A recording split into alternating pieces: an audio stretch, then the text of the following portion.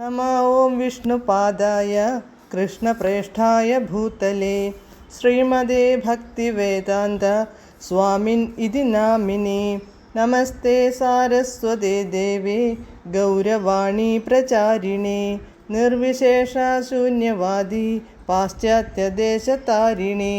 ജയ ശ്രീകൃഷ്ണ ചൈതന്യ പ്രഭു നിത്യാനന്ദ ശ്രീ അദ്വൈത ഗദാധര ശ്രീവാസാദി ഗൗരഭക്തവൃന്ദ.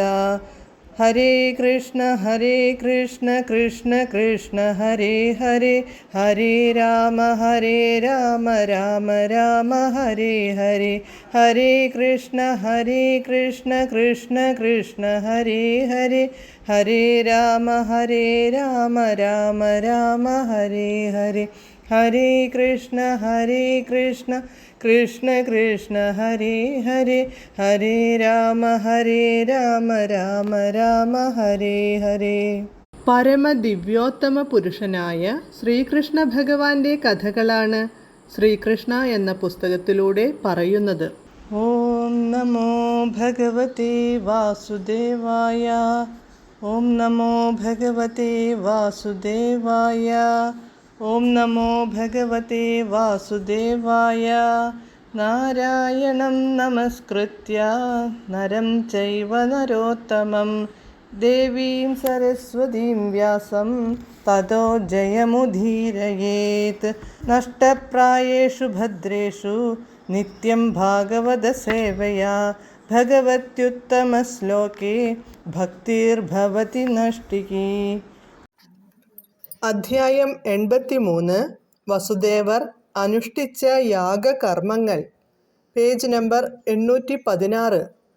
പ്രിയപ്പെട്ട ഭഗവാനെ, സ്വന്തം ശക്തി കൊണ്ട് വിവിധ നാമരൂപങ്ങളോടുകൂടിയ ഈ പ്രപഞ്ച പ്രത്യക്ഷത്തെ മുഴുവൻ അങ്ങ് സൃഷ്ടിച്ചു പാലിച്ചു സംഹരിക്കുന്നു. കല്ലും മരവും അതുപോലെയുള്ള വിവിധ നാമരൂപങ്ങളോടുകൂടിയ വസ്തുക്കളും സൃഷ്ടിക്കുകയും എന്നിട്ടും മാറ്റമില്ലാതെ നിൽക്കുകയും ചെയ്യുന്ന ഭൂമിയെപ്പോലെ വിവിധങ്ങളായ ആവിഷ്കൃതികൾ സൃഷ്ടിക്കുമ്പോഴും അവയൊന്നും അങ്ങയെ ബാധിക്കുന്നില്ല.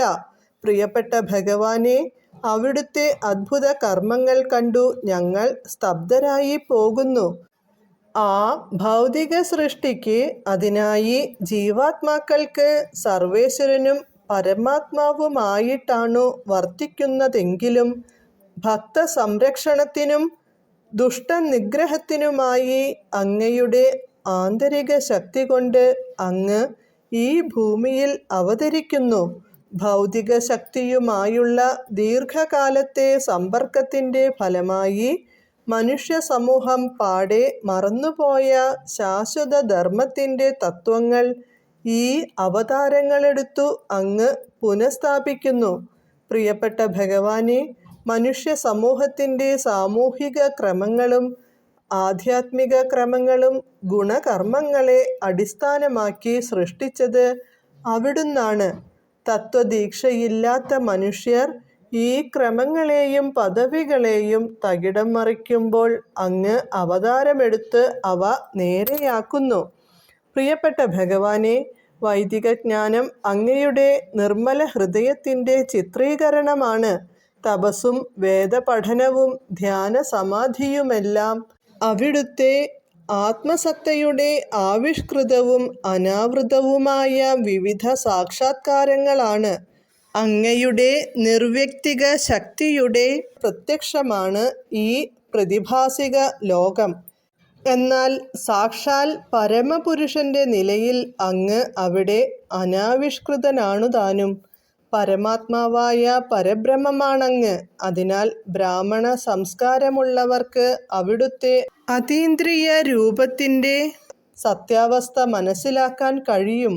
അങ്ങനെ അവിടുന്ന് എപ്പോഴും ബ്രാഹ്മണരെ മാനിക്കുന്നതിൻ്റെ ഫലമായി ബ്രാഹ്മണ സംസ്കാരത്തിൻ്റെ ഏറ്റവും ഉയർന്ന അനുഗാമിയായി കരുതപ്പെടുന്നു. അതുകൊണ്ടാണ് അങ്ങ് ബ്രാഹ്മണ്യദേവൻ എന്നറിയപ്പെടുന്നത്.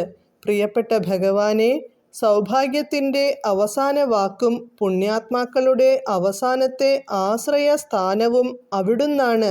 അതിനാൽ അങ്ങയെ കണ്ടതോടെ ജീവിത പൂർണ്ണതയും വിദ്യാഭ്യാസവും തപസ്സും അതീന്ദ്രിയജ്ഞാനവും ഞങ്ങൾ നേടിക്കഴിഞ്ഞു.